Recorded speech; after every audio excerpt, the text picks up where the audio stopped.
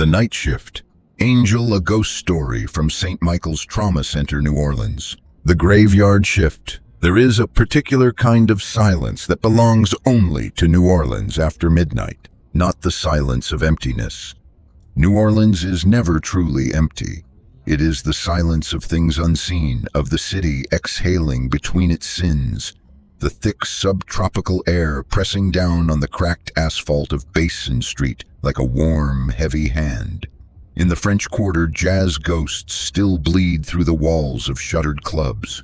On the river, tugboats groan against the current like old men in prayer. But inside St. Michael's Medical Center, a Level 1 trauma center planted in the bruised heart of Central City, the silence between 2 a.m. and 5 a.m.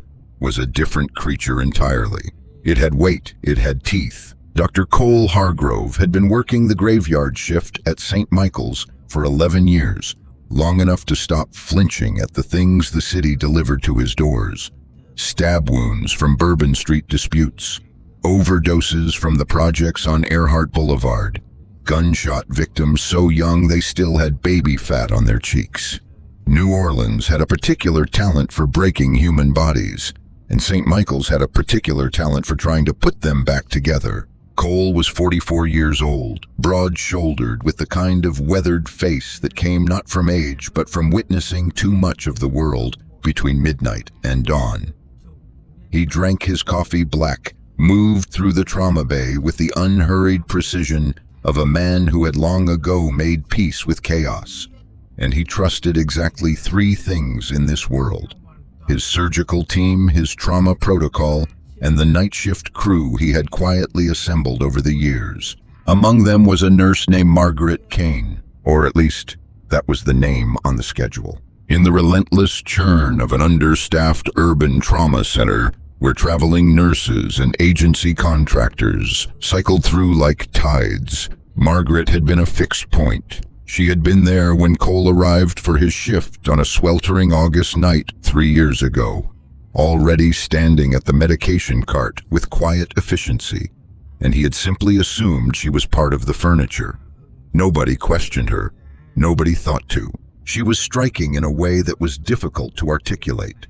Tall and slender, with dark auburn hair fastened in a low, precise bun beneath a nursing cap, a white, stiff-brimmed cap that no nurse at St. Michael's had worn since roughly 2008.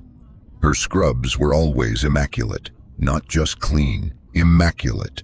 In a trauma ward where bodily fluids were an occupational inevitability, Margaret Kane's uniform remained perpetually white, as though blood itself declined to touch her. Her voice was her most unsettling quality. She spoke rarely, and when she did, it was barely above a whisper, yet that whisper somehow cut through the screaming monitors and shouting residents and the wet, terrible sounds of a trauma bay in full crisis.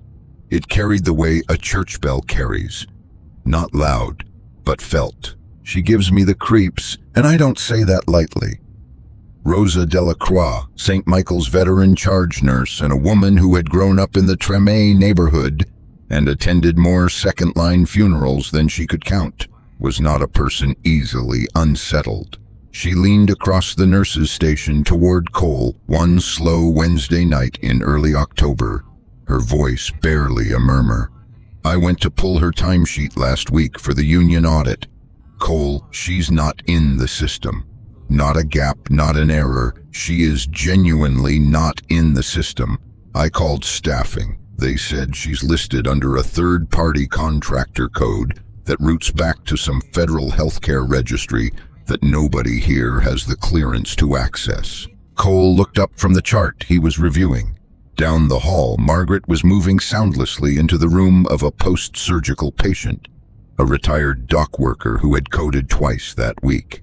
She moved the way water moves, finding the path of least resistance, slipping through spaces without disturbing them. I don't care if she's listed under the Department of the Treasury, Cole said, returning to his chart.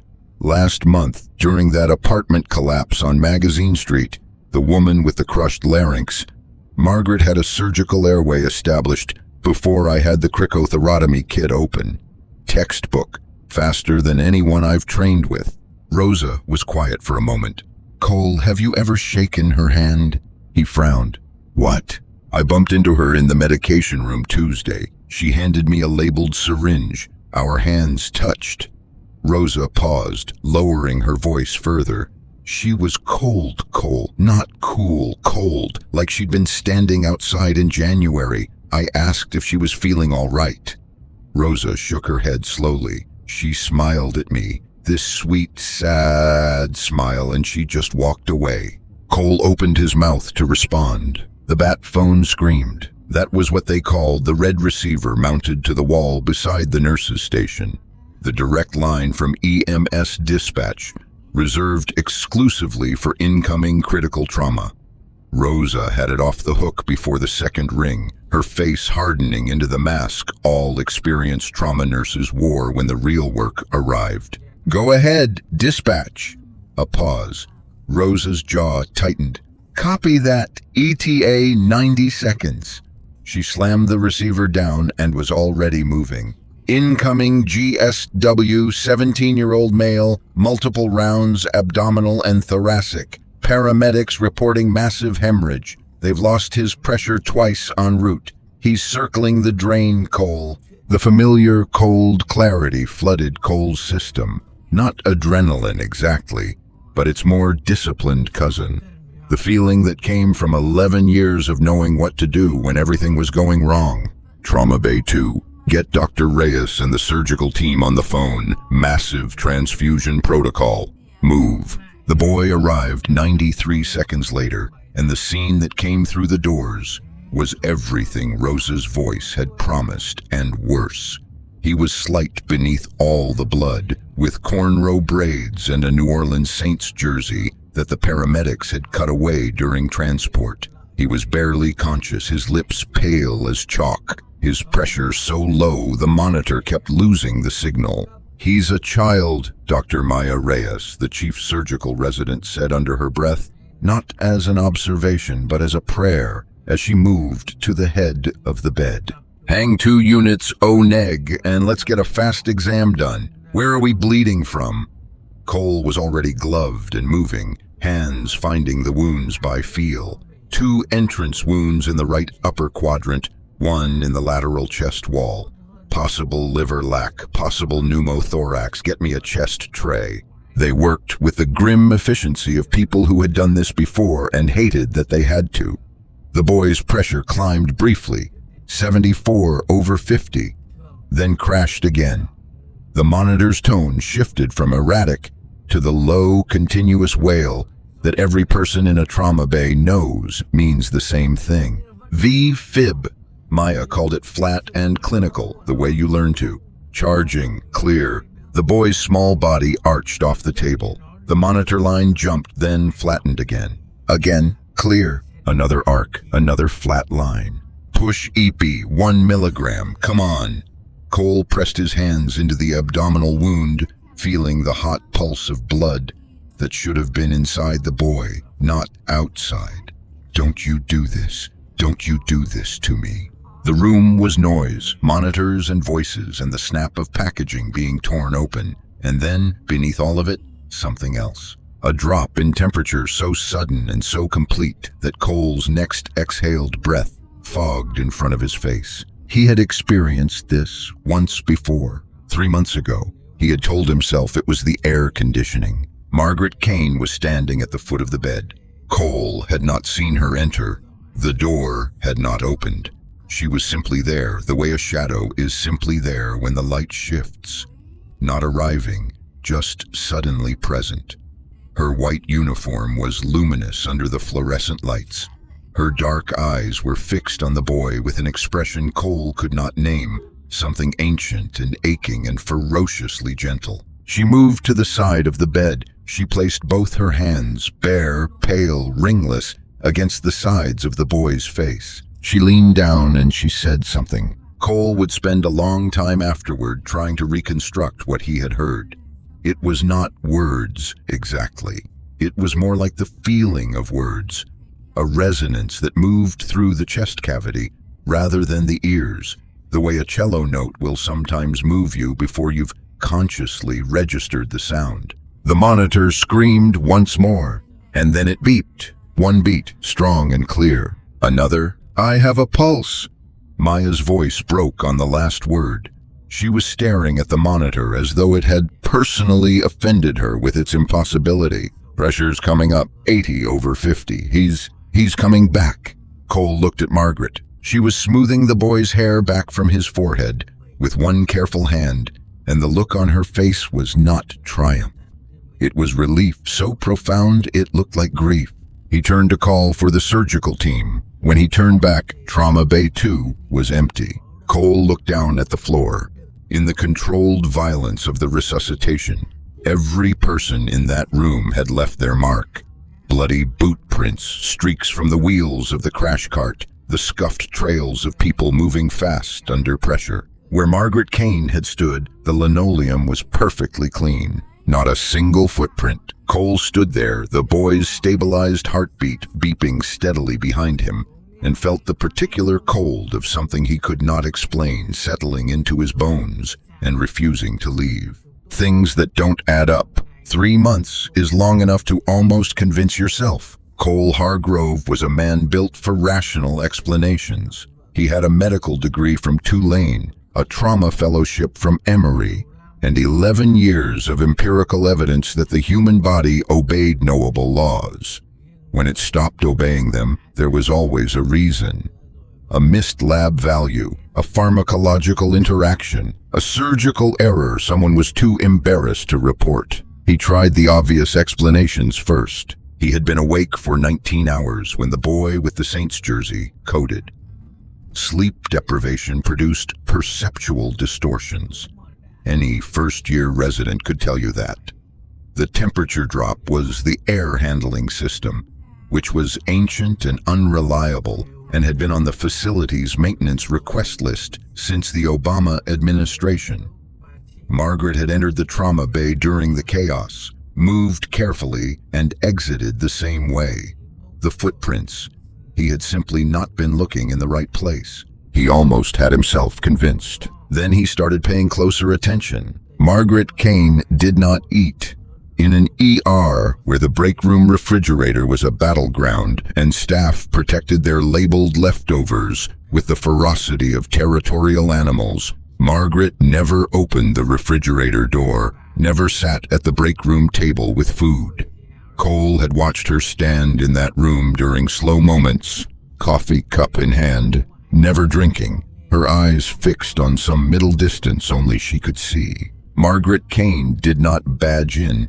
The secure doors throughout St. Michael's required an RFID badge swipe, a system installed after a 2019 security incident that administration took very seriously. Margaret passed through those doors by waiting, always patient, always unhurried, for someone else to open them, and then moving through the gap like smoke through a window screen. And there was the matter of the old photograph. Rosa found it by accident in late October while excavating a cabinet in the supply room that had not been properly organized since the hospital's last renovation. It was a staff directory page, laminated and yellowing from what appeared to be the mid-2000s. A grid of small badge photos, names printed in the clean sans serif font of that era. Rosa brought it to Cole on a quiet Thursday night and pointed without speaking. Third row, second from the right. The woman in the photograph was younger, her hair worn loose around her shoulders instead of pinned, her expression carrying the open quality of someone who had not yet seen what she would go on to see. But the dark eyes were identical. The particular set of the jaw, the quality of stillness that seemed to emanate from her even in a flat, institutional photograph.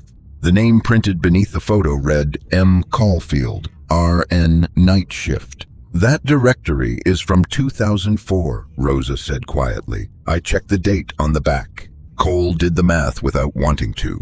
The woman in the photograph looked 24, 25 at most, which meant that if this was the same person, and the face insisted with quiet certainty that it was, she should be somewhere in her mid-40s now. The woman currently moving through their halls looked 30, had looked 30 as far as anyone could recall, for 3 years, "I'm going to check something," Cole said, and he did not say what. He did not sleep well in the days that followed. He kept finding himself watching Margaret during the quiet stretches of the shift, the hours between 3 and 5 a.m. when the ward held its breath. She moved through the corridors with the unhurried certainty of someone who had learned these hallways so well they were part of her. She knew where the lights flickered before they flickered. She anticipated which rooms would need attention before the call bell rang. She comforted families in waiting rooms with such quiet, such complete and wordless presence that more than once Cole had seen a spouse stop crying not because they'd been given good news, but simply because Margaret had sat down beside them. She never promised anything. She never lied. She simply stayed. The second incident happened on a Tuesday in early November, unremarkable in every way until it wasn't. A woman in her 60s, post-cardiac bypass, began showing signs of acute graft failure at 3:40 a.m. The overnight cardiology fellow was delayed in the elevator. The patient's pressure was falling, her rhythm deteriorating into something the monitor reported with increasing alarm. Cole was managing 2 other critical patients simultaneously.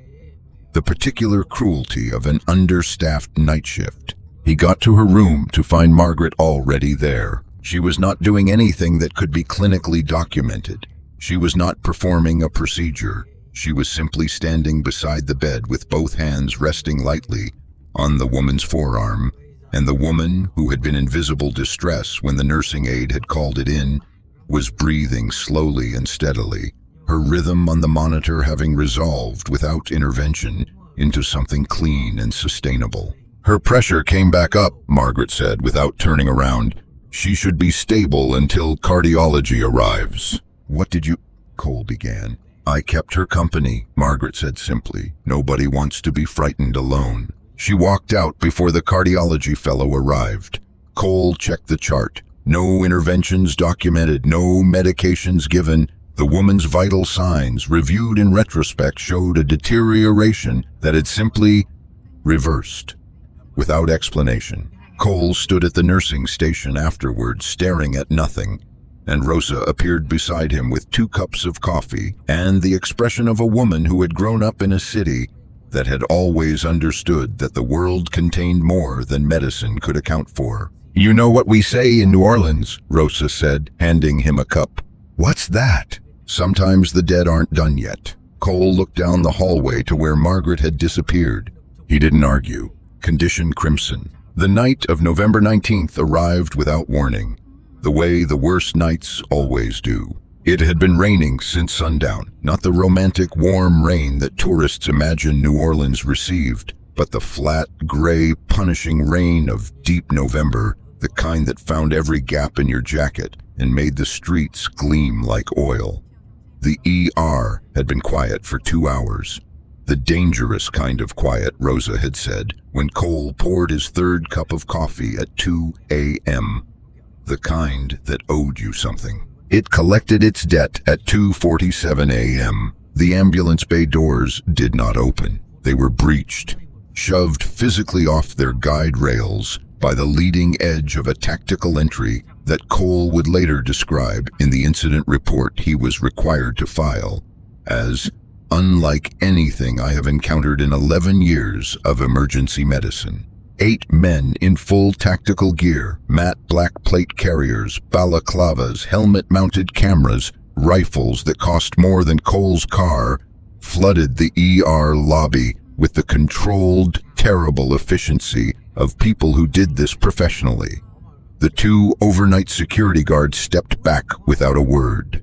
The nursing aide at the front desk made a sound and stopped making it. A 9th man entered last. He was in his mid-50s with close-cropped silver hair and the kind of physical stillness that suggested he had been trained long ago to conserve every movement.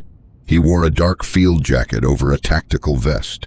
He produced a credentials wallet and held it open for exactly 2 seconds, long enough for Cole to register the seal, not long enough to read the agency name. "I need the senior trauma physician right now." His voice was controlled, quiet, and contained the absolute assumption of compliance. This facility is now operating under federal health emergency protocol. No one enters or exits until I authorize it. I'm Dr. Hargrove. I'm the trauma attending. Cole stepped forward because stepping forward was what you did. What are you bringing me? The answer came through the destroyed doors on a military litter carried by 2 more operators. The man on the litter was enormous, 6'3", 250 minimum, with the layered musculature of someone who had spent a career being asked to do things the human body was not designed for. He was in shredded multicam fatigues. He had a tourniquet on his left thigh, 2 chest seals over penetrating wounds on his right side, and a field dressing over something on his left flank that had soaked through twice. Master Sergeant Daniel Rourke, the silver-haired man said, falling into step beside Cole as they moved toward Trauma Bay 1. Special Missions Unit. He took 2 rounds to the chest in a low-altitude extract that went wrong, 1 to the femoral, we clamped it on the bird, and he caught fragmentation from a secondary device across the abdomen.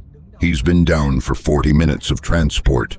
You save him, Doctor. It was not a request. I'll do what the medicine allows me to do, Cole said, and pushed through the trauma bay doors. What followed was controlled desperation at the highest level Cole had ever practiced it. Rourke's chest was filling with blood, a hemothorax that needed to be drained immediately. Cole cracked the chest kit while Maya Reyes established a second large-bore IV and called for O-negative blood, all of it, as fast as the blood bank could run it up. The chest fragmentation was worse than it looked on the surface. The abdominal wounds were actively bleeding into his peritoneal cavity. 4 tactical operators stood against the walls of the trauma bay with their rifles slung low. The silver-haired man, he gave his name as Garrett, no rank, no agency, stood at the foot of the stretcher and watched with the intensity of someone for whom watching was itself a form of action. He has a package, Garrett said, low enough that only Cole could hear. Biometric data, location, personnel, supply chains. It doesn't exist anywhere else. If he dies, that information dies with him. We are talking about the kind of intelligence that stops things before they happen. Understand? What I understand, Cole said, hands deep in work, that required every fraction of his attention, is that this man is hemorrhaging from at least 3 sources, and his pressure is 22 systolic. Talking to me is not helping him. The monitor announced its verdict at 3:19 a.m. One long, continuous, undifferentiated tone. Flatline. Maya was already climbing onto the step stool, beginning compressions on the massive chest. Starting CPR, push another round of EPI. Garrett's hand landed on Cole's shoulder with the weight thrown of real authority. Do not let him go.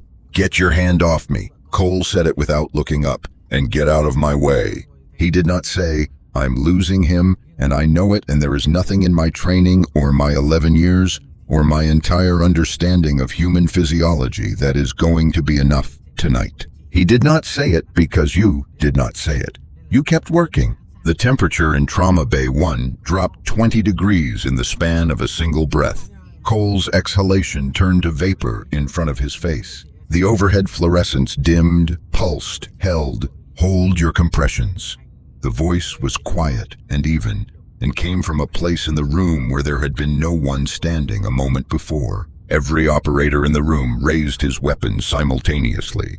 Garrett's sidearm was out and extended before the last syllable faded. Margaret Kane was standing inside the trauma bay. The door behind her had not opened. The operators assigned to it were looking at each other with the particular expression of men whose training had not prepared them for this category of event. She had not passed them. She was simply there, white uniform, stark and impossible against the blood-dark chaos of the room, her dark eyes moving with calm deliberation to the man on the table. Who are you? Step away from the patient now. Garrett's voice had lost its control. Something underneath it had come loose. Margaret did not look at him. She did not look at the gun. She walked to the side of the stretcher the way you walk to the bedside of someone you love, with purpose, with complete disregard for anything that might be standing between you and them. She placed both hands flat against the wounds in Daniel Rourke's chest. "What is she doing?" one of the operators started. "Hold." Garrett's command silenced the room. His eyes were fixed on Margaret's hands.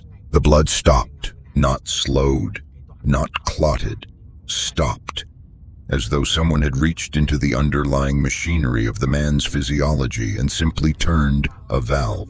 Margaret leaned down close to Rourke's ear, her lips moving. Cole strained to hear and caught nothing, only that bone-deep resonance again, that frequency that bypassed language and landed somewhere older. For 3 seconds, nothing changed. Then Daniel Rourke opened his eyes. They were not the eyes of a dying man. They were completely, startlingly alert. The eyes of someone pulled back from a very long distance at considerable speed. They found Margaret's face and stayed there. His right hand came up, slow, trembling, trailing monitor leads, and closed around her wrist. "May." His voice was a wreck, blood thick and wrecked with disbelief. The single syllable carried the weight of something enormous. "May, you've been here the whole time." Margaret's expression did not change in any way Cole could specifically identify, but something in it shifted, the way the light shifts in a room when a cloud moves past the sun. "You're not done yet, Danny." Soft, absolute, just stay. The heart monitor spiked. 1 beat, 2, 3, building into a rhythm that should not have been possible for a man who had been flatlined for 4 minutes. "Pressure's coming up." Maya said it the way you say something you don't trust yet. 60 over 40, 70. His pressure is coming up. He is stable. Margaret straightened. She looked at Cole directly, and the steadiness in her gaze was not the steadiness of someone who had done something extraordinary. It was the steadiness of someone doing what was always going to happen. "You can take him to the OR now, Doctor. Secure her." Garrett moved. 2 operators lunged. The lights in Trauma Bay 1 went out completely, not a flicker, an absolute cut.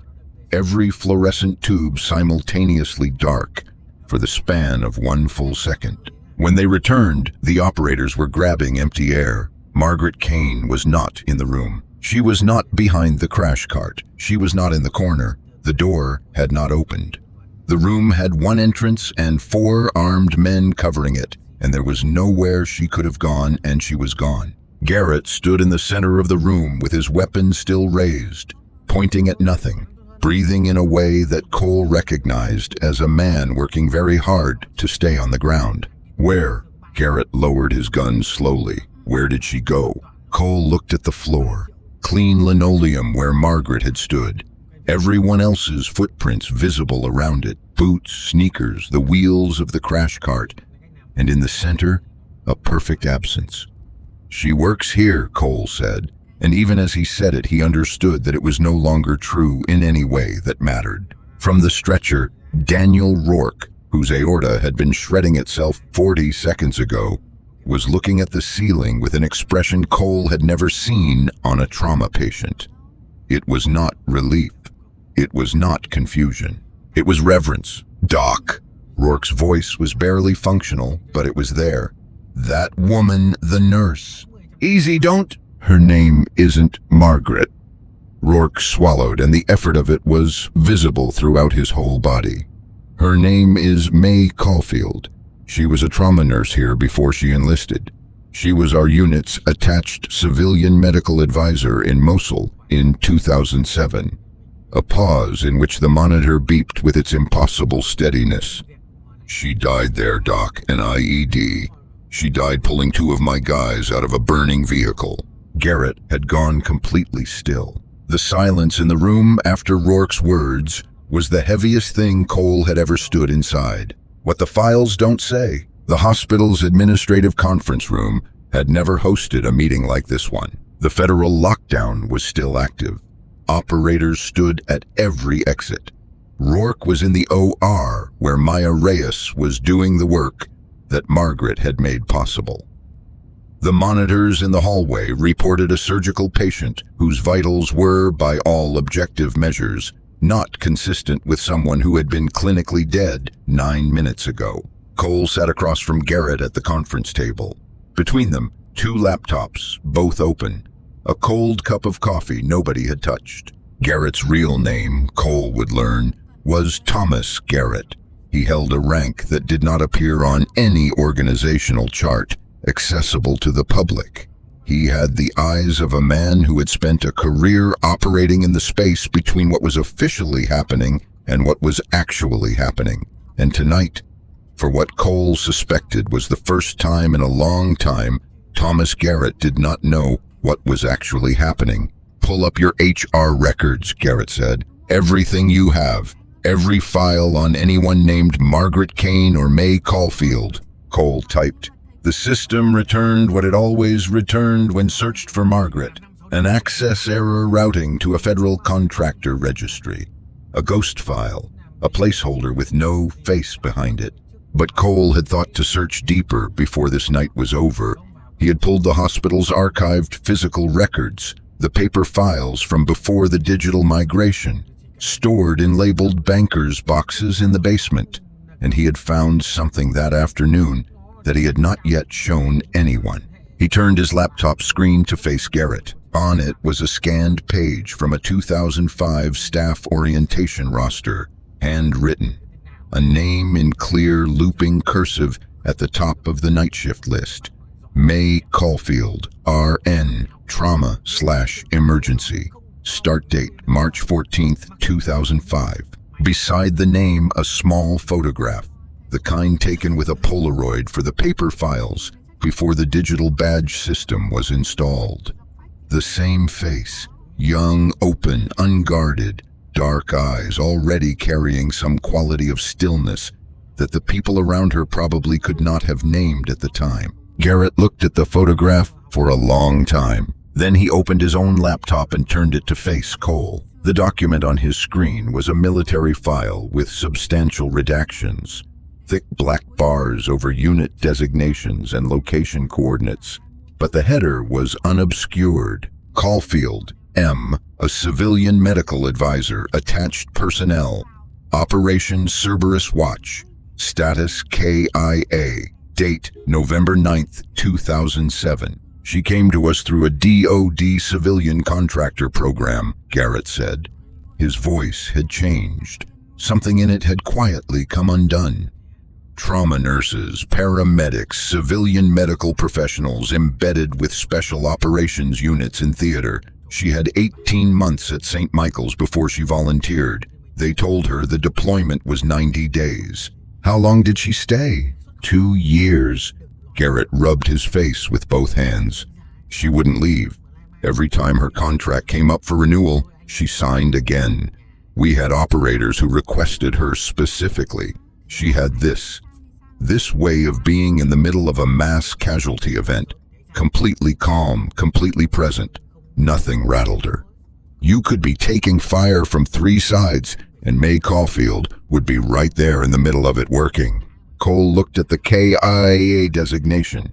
Mosul, what happened? Garrett was quiet long enough that Cole thought he wasn't going to answer. November 9th, 2007. Vehicle convoy, IED strike, followed by small arms ambush. A deliberate sequenced attack designed to kill the responders who came to help the initial casualties. Classic tactic. Garrett's jaw tightened. 2 vehicles burned, 4 men trapped. May ran toward the fire. He stopped. She got 2 of them out, he said finally. She was going back for the 3rd when the secondary device detonated. A pause. Rourke was the one she pulled out first. He was 22 years old. He had a sucking chest wound, and she sealed it with her own hands on the way out of the vehicle. The conference room was very cold. Cole noticed it the way you notice something that has been true for a while before you consciously register it. She saved him, Cole said, in 2007, and tonight she came back to finish the job. Garrett said it flatly, but his eyes were not flat. His eyes were the eyes of a man revising his entire understanding of the architecture of the world. Or she never stopped. She's been here for 3 years, Cole. 3 years of the night shift, working every night. Cole turned back to his own laptop and navigated to the hospital's digital photo archive, the badge system records going back to the building's renovation in 2011. He found what he was looking for in a subfolder labeled Unmatched Captures, photographs taken by the entry cameras of individuals whose faces did not match any registered profile in the system. The hospital security team had flagged the folder as a technical anomaly requiring IT review. The folder contained 3 years of photographs. In every one of them, in the background, at the edge of a hallway, passing through a doorway, standing beside the elevator, was a woman in a white nursing uniform. She appeared in 847 photographs. In none of them did the badge system record her entry or exit. She worked here before she enlisted, Cole said quietly. This was her first home. When everything else was taken from her, she came back to the only other place she knew how to be. He paused. She's been here the whole time. We just didn't know how to see her. Garrett looked at the 847 photographs for a long time. He did not speak. Outside the conference room window, the November rain had stopped. The clouds were breaking apart over Central City, and the first gray edge of morning was beginning to define the horizon. Dismissed. By 5:45 a.m., the tactical team had stood down from active posture, rifles slung, helmets removed, the men reduced by exhaustion and the events of the night into something approaching ordinary. They stood in the corridor outside the surgical ICU, some of them with coffee, all of them quiet in a way that had nothing to do with operational discipline. Daniel Rourke had come through surgery. Maya Reyes had delivered the news to Garrett with the expression of someone who understood that the medical outcome and the actual explanation for it were two entirely different things, and had decided to document only the former.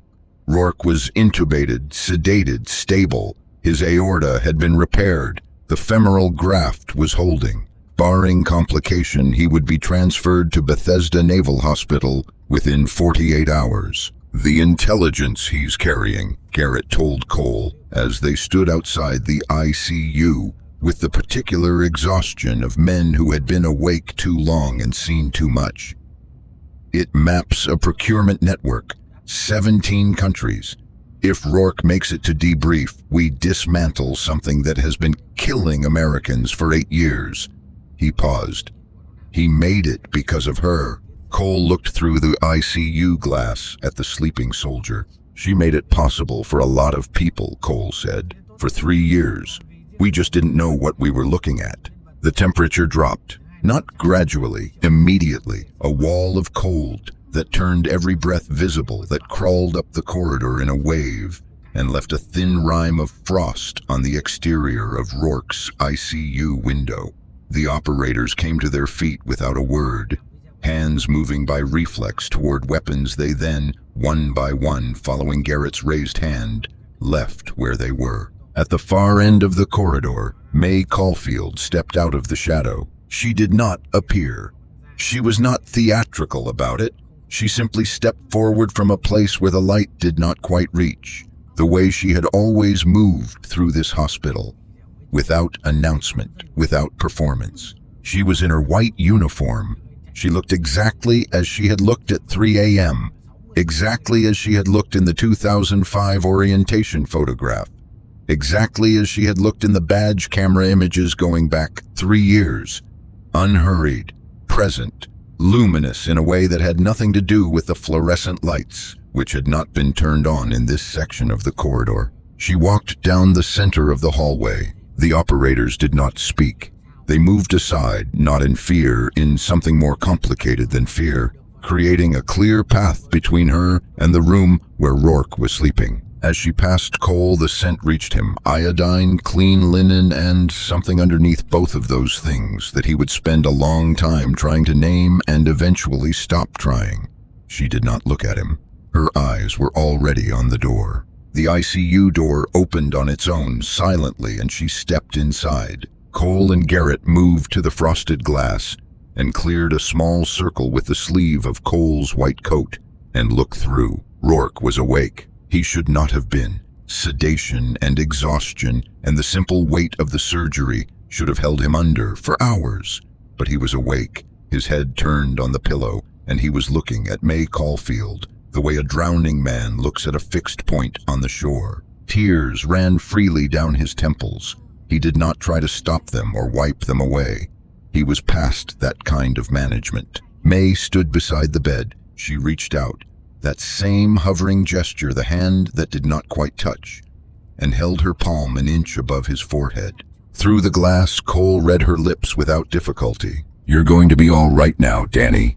I've got to go." Rourke's face contracted. He mouthed something that took a moment to resolve into words. "Don't go." May smiled. It was the first time Cole had seen her smile without the sorrow in it, the grief that had lived behind her eyes for 3 years, maybe for longer, maybe since a November morning in Mosul, when the world changed its mind about what was fair, was simply gone. She looked like herself. She looked like the woman in the 2005 photograph, before all of it, full of a quiet and absolute peace that had nothing to do with happiness and everything to do with completion. Her lips moved again. "My watch is over." She lowered her hand. She turned from the bed and walked back toward the door. When she stepped into the corridor, Thomas Garrett did something that Cole Hargrove would carry for the rest of his life. He turned to face her. He brought his heels together, one sharp, clean crack that echoed off the linoleum like a rifle shot.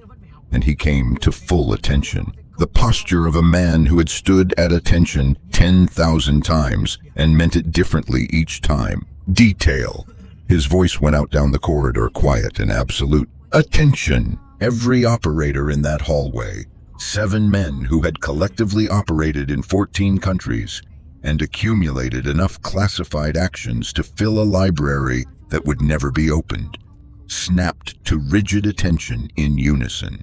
Present, arms. 7 right hands rose to 7 foreheads, in a salute so precisely rendered it might have been choreographed. Garrett held his own salute, eyes forward, jaw set, something bright and unshed at the corners of his eyes. May Caulfield walked past them. She did not hurry.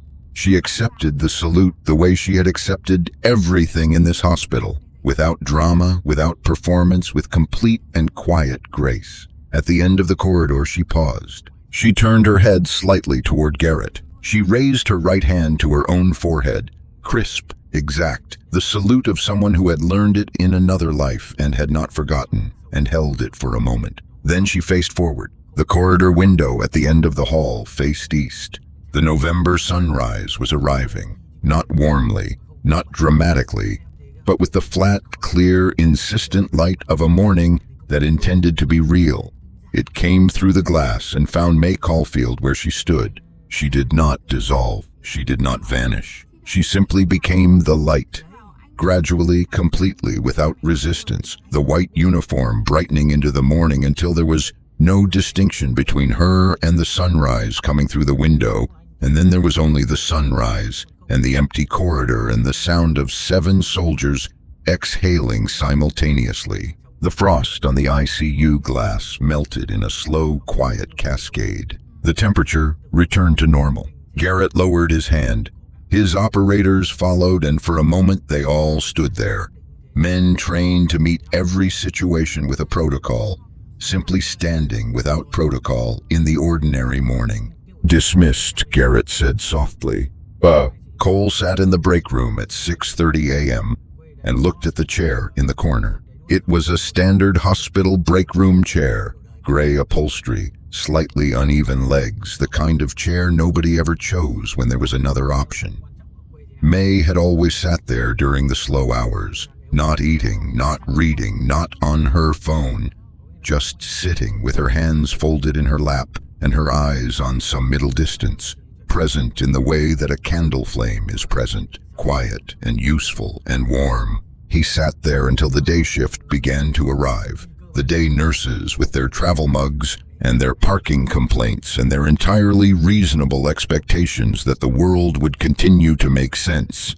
And then he got up and went back to work. She did not appear again, not that night, not the night after. The graveyard shift at St. Michael's went on in its usual way, violent and exhausting and occasionally miraculous in the small, explicable ways that emergency medicine sometimes managed. Patients arrived broken and left less broken. Some did not leave at all. The bat phone screamed and was answered, and the work continued. But Cole Hargrove, for the rest of his years at St. Michael's, never stopped catching himself doing the same thing in the chaos of a crashing patient. A glance over his shoulder toward the foot of the bed, toward the place where the white uniform had always simply been there when it was needed most. She never came back. She didn't need to. In the spring of the following year, a small brass plaque appeared on the wall beside Trauma Bay 1. It had been requested by the nursing staff and approved by administration without objection from anyone who had been present on the night of November 19th. It read, "In memory of May Caulfield, RN, night shift, St. Michael's Medical Center, 2005 to 2006. Civilian Medical Advisor, U.S. Special Operations, 2006 to 2007. She never lost a patient. She never left her post." Below the plaque, someone had left a single white nursing cap. Nobody removed it. Nobody ever did. If this story stayed with you, if it reminded you of someone who gave everything and never asked for recognition, share it with someone who deserves to hear it. Subscribe for more stories about the quiet heroes history almost forgot. And leave a comment below. Have you ever felt like someone was watching over you when things got impossibly hard? Because I think more of us have than we admit.